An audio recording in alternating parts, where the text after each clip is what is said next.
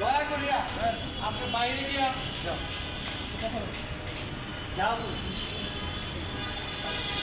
কোনো ধরনের টাকা পয়সা লেনদেন মনে থাকে হয় এই কয়দিনে উনি প্রায় 1 মাস উপরে হয়ে গেছে।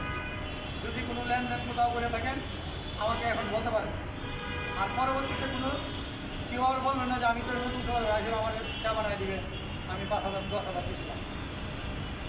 এই লেনদেন প্লিজ আপনি বাইরে গিয়ে হালত করে ভিক্ষা করবেন তো বলি, কিন্তু অফিসে কোনো টাকা পয়সা লেনদেন করবেন না। বুঝতে পারছেন সবাই? অফিসে কোনো টাকা পয়সা লেনদেন করবেন না। আর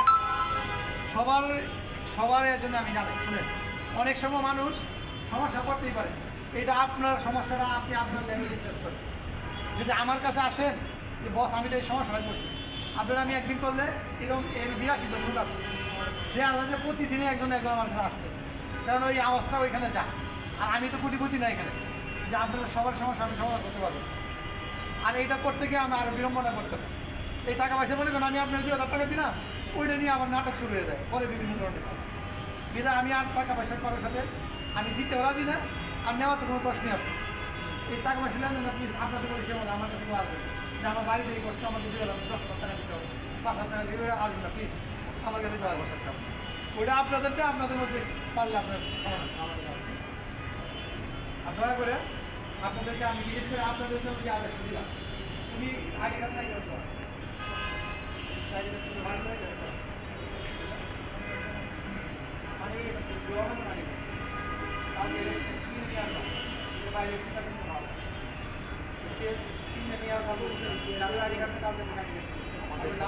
শুধু কাজের সম্পর্ক, টাকা পয়সার সম্পর্ক আপনাদের দেওয়ার জন্য জানা যাচ্ছে কোনো অফিসারের সাথে কোনো ধরনের খারাপ ব্যবহার করা যাবে না।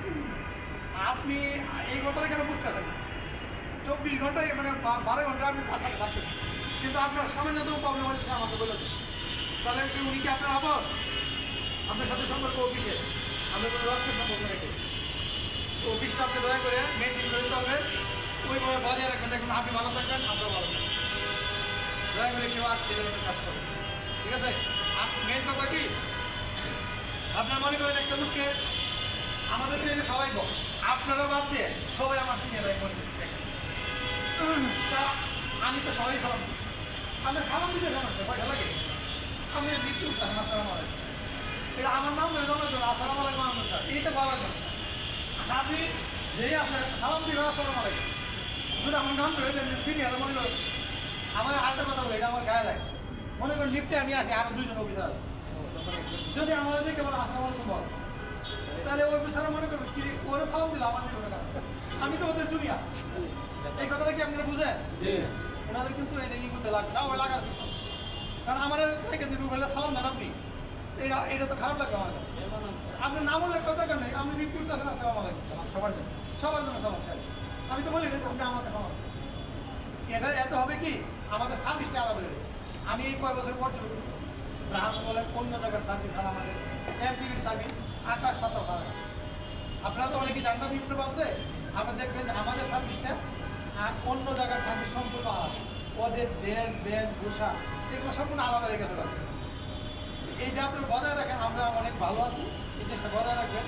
আমি যে সুপার যে আদেশটা দিচ্ছি এটা সবাই মনে হয় সকালবেলা আইসেন, এটা আপনি আগে আসছেন আইসেন আপনি আপনার করেছেন যে আপনি কবে কবার এই জিনিস করে ব্রাঞ্চের এলা কয়টা ব্রাঞ্চ করে ওইগুলো বলবেন না, ওইগুলো